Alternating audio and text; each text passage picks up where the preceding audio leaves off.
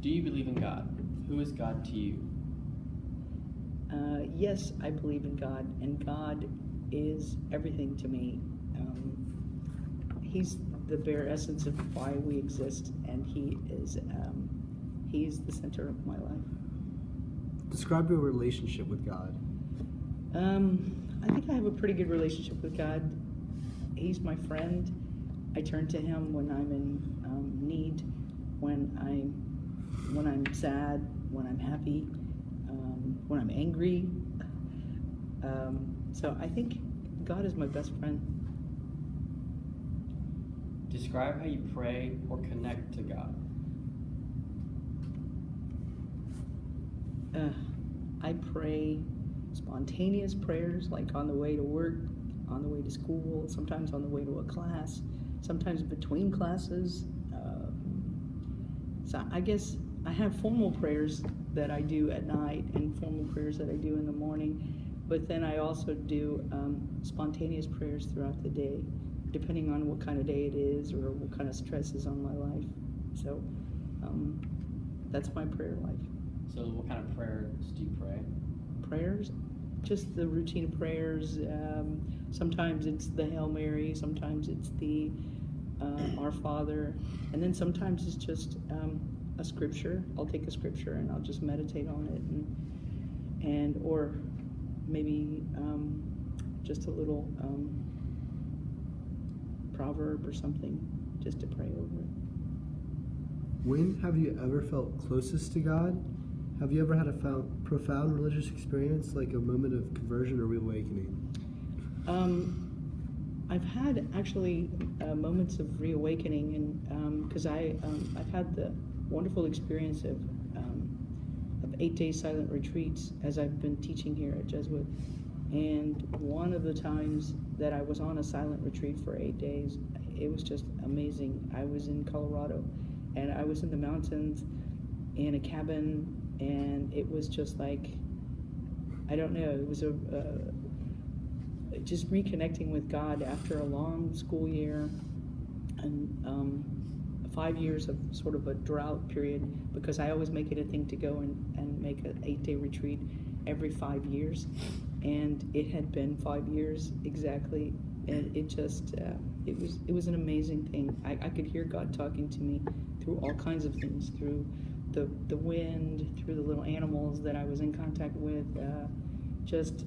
I just had so many different crying sessions with my spiritual director, and but it was a good thing. Crying in the sense that I have the gift of tears, what they call the gift of tears, and my spiritual director told me that, and he says, "Yeah, you connect well to St. Ignatius too." He said, because St. Ignatius cried a lot, and I said, "Well, I guess I'm following my great mentor Ignatius, you know." And people thought that Ignatius would go blind because of the fact he cried so much, because of his spiritual connection. So I think that was very powerful for me. That was probably about 2 years ago, and that was very good. That was good. So, like I said, I try to keep my faith life rich by doing that every 5 years, just to kind of go back home, you know, to touch with God. Going back to the question, how do you pray? On this 8-day silent retreat, did you feel like it was more of you being quiet and listening to God, or you trying to reach out for God? No, it was actually, that's the purpose of a silent retreat, is to, because we're so busy all the time and our lives are so noisy that it's just a nice way to just stop and listen to God. So in a way, that's basically what I did. I just stopped and listened to Him, and I could hear Him talking to me. And I don't think that's something that a lot of people get to experience, but maybe later in life. Who do you look up to for their relationship with God? I admire the Pope Francis, very much, and also a lot of my students. They tend to connect me, since I've been so privileged to work on the freshman retreat for the last 20 years. I think my students actually move me more than anything. They're the people that keep me grounded on earth, and of course the Pope in Rome. But I would say my students and Pope Francis. Which Christian tradition or church do you belong to? What do you belong to Why do you belong to that church? Or why do you not belong to the church? Okay, I was born into a Catholic family, and but they were sort of lukewarm Catholics. My dad was born a Catholic, and my mother was not Catholic, but she converted to Catholicism, and she raised us all Catholic. So I have my mom to thank for my Catholicism, the non-Catholic, because my father was just, he's one of those people that was born into it, and so that has been my faith since the day that I was born, and I've continued on with it and strengthened my faith that way. And I forget the other part of the question. It was just about Catholic. Yeah. Okay. Did you grow up as a Christian? What do you most remember about your faith? What do you remember about the faith of your parents? Again, like I said, I grew up Christian. My parents took us to church all the time, but my father wasn't. He was the Catholic, and I don't think that he really. I guess he felt like it was the woman's job to take care of the, faith life. So my mother was the one that geared us towards studying the catechism and doing all kinds of things. And so